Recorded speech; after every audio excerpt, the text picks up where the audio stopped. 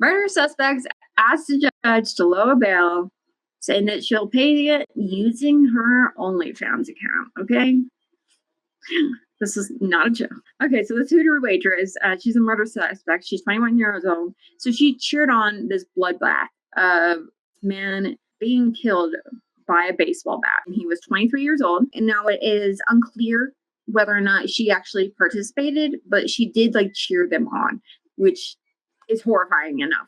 She asked the judge to lower her bond to $50,000. She's like, "Oh, I'll just get the money using my OnlyFans account in a few days just to pay it all off." Girl, you got a lot of problems. Zachary Wood, 23, was killed using a baseball bat in May, and Ashley Ellsborn here. So she's being charged with part of the thing. Like, she was there, like, cheering them on, being like, "Yeah, beat his ass." Request to have her bond from 100,000 to 50,000, because she's like, well, then I can get it from my OnlyFans like within a few days. She said that that her account was logged and she had like $8,000 in her account just for the nude images. Her bond actually was reduced from 1 million. Oh yeah, it's absolutely insane. From 1 million to 100,000, and then she was trying to get it lowered even less. So she's like, I can just pay that off in a few days. And the judge denied for her bond any further from the 100,000. There has been Peyton Colliner, William Bell, and Ronnie Ling, who have been charged with first-degree murder. Apparently, what happened is this happened at her work. Apparently, this guy, she said, was getting too handsy or whatever. So she had some of her regulars show him who's boss.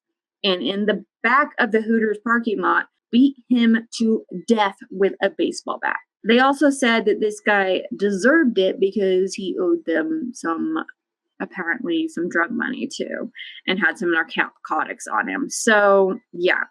So it is unknown if she actually is one of the ones that beat him. This kid is now dead because they're like, she was getting too handsy and he was trying to buy drugs and claimed that, they were stolen drugs. I mean, they already have reduced the bond from 1 million to 100,000. And then she's like, well, judge, like I could just go on my OnlyFans account for a few days and then I could have like the 50,000 paid off. No problem. Like, what the hell? So investigators, however, said that a witness had told them that she had overheard Lane actually boasting over the phone how she actually attacked him too. So the other three actually are incarcerated now for 50 years. And one of them is still in jail after even posting their $500,000 bond, while one of them was out on a $2,000 bond, and plea agreements have been arranged and actually admitted to it. And he's gotten 50 years after he posted his $500,000 bail. Bell, who also took part in this, had a $2,000 bond, paid it, got out. And plea agreements have been on him and the other guy too. And now she's just like, well, I could just like get it and like pay it off. And like, it's not that big of a deal. I just, may have helped commit a murder and it's not that big of a deal, but I could just go on my OnlyFans account and like pay it off in a few days. If you just like lower it for me again from 1 million to 100,000, now 100,000 to 50,000, please. And what? As always, thank you for listening here, watching, whatever you're doing. You can always find us, crimetheoriespodcast@gmail.com. You can email us, and crimetheoriespodcast.com is where you can find us. I will link down in this description below for all of our website and our socials.